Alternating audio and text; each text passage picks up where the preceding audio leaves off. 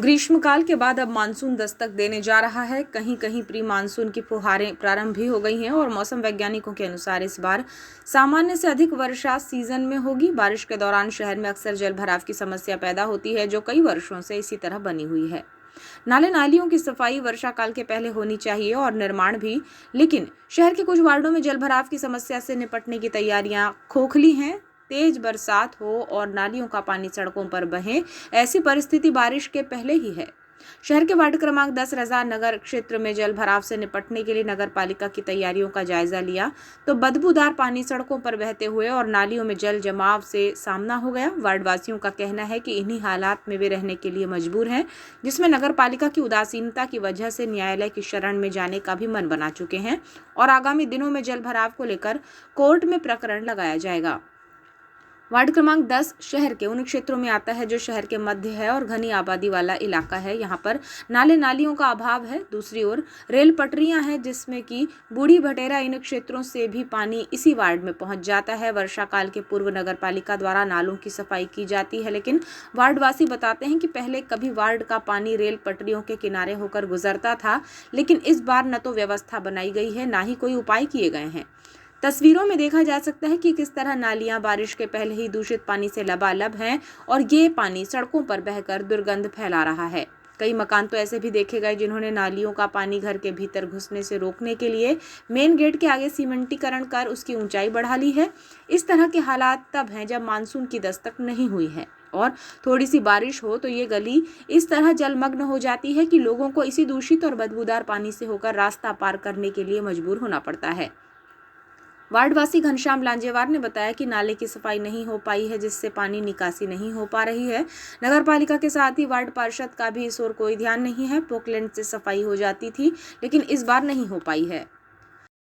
कहना चाहिए ये बूढ़ी वाली जो बूढ़ी से जो पानी उतर रहा है रेलवे लाइन के माध्यम से पटरी से, तो उसका पानी यहाँ पे पूरा भर जाता है। उसकी रास्ता निकाले नहीं है पानी की निकासीकरण, और गड्ढा एरिया हो जाता है तो वो सामने से जो है नाला थोड़ा सा गहरा हो जाएगा तो पानी उधर निकल जाएगा आसानी से, प्रॉब्लम नहीं आएगी। तो ये हर बार जैसा नगर पालिका पोकलैंड से सफाई कराती थी, हाँ, इस बार सफाई हुई है कि नहीं हो रही? हाँ, इस बार नहीं हुई है। नहीं हुई। पोकलैंड लाने वाले थे, बोल रहे थे लाए नहीं।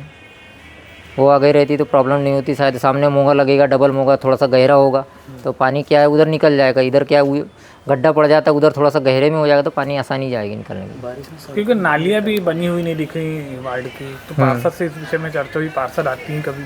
हाँ, नहीं आती अभी, कोई सुनवाई नहीं हो रही होती। भेज देती हैं, कभी काल है बात हो गई तो फिर भिजवा देते हैं, वैसे ऊपर सफाई कर देते हैं, चले जाते हैं। बुजुर्ग रामूलाल लांजेवार बताते हैं कि मकान के भीतर तक नाली का पानी पहुंच जाता है। बेहद परेशानी में जी रहे हैं। हमने अध्यक्ष से कहा था तो उन्होंने कहा कि 15 जून तक नाली बन जाएगी, लेकिन वर्तमान में कोई काम दिखाई नहीं देता है। बुजुर्ग कहते हैं कि नेता इस तरह आश्वासन देते हैं, अब की बार ऐसी आशंका है कि नाव चलाना पड़ेगा। वार्ड की स्थिति तो ये है भैया कि हमको यहाँ घुटने भर पानी से क्रॉस करना पड़ता है और इस साल तो ज़्यादा बढ़ जाएगा, क्योंकि जहाँ से पानी की निकासी होती थी वो ज़मीन वाले ने वहाँ पे मकान का निर्माण कर दिया है चालू, तो वो अटैक कर दिया है, तो यहाँ से पानी क्रॉस नहीं होता। बड़ी मुसीबत है यहाँ भारी। ये मेरे मकान के आर पार पानी चला जाता है, पानी जब भरता है तो। अध्यक्ष जी भी यही वार्ड में रहती हैं? हाँ, अध्यक्ष के पास भी गए थे। अध्यक्ष महोदय ने ये बोला, मैडम ने नहीं बोली, उनके हस्बैंड थे, उनने बोले, ठाकुर जी ने, कि बोले 15 जून के पहले आपको रोड और नाली कंप्लीट बनी हुई मिल जाएगी।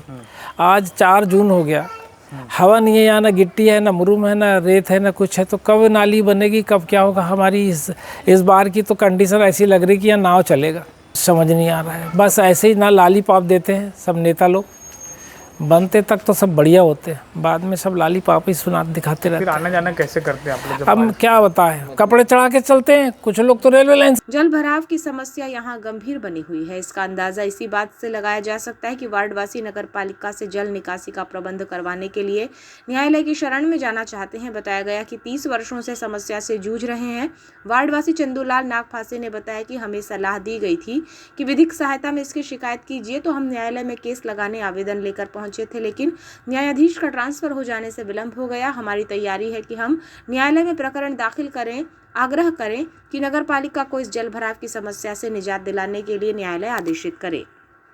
ये क्या है कि हम कई बार जब गए नगर पालिका में, तो वो बोलते हैं टेंडर हो गया। तो हमें किसी ने सलाह दी थी कि आप विधिक न्यायालय पर में जाओ और वहाँ पे लगाओ कि फलाने ठेकेदार ने ठेका ले लिया है, वार्ड नंबर इसका, टेंडर का उन्होंने कापी वापी दिखाया था और बोले ये विधिक सहायता में दो। तो अभी विधिक सहायता में जो जज महोदय थे उनका ट्रांसफ़र हो गया, गए थे हम न्यायालय, तो जज महोदय भी चले गए, इसीलिए कोई सुनवाई नहीं हुई। बोले आने के बाद ही आवेदन लिया जाएगा। तब जब नए जज आएंगे तो हाँ फिर आप केस हाँ लगाएंगे? हाँ, तब केस लगाएंगे। आवेदन बनाए थे हमने वार्ड वालों ने, और वो जो ठेके की कापी थी, वो टेंडर की कापी, वो भी लगाए थे।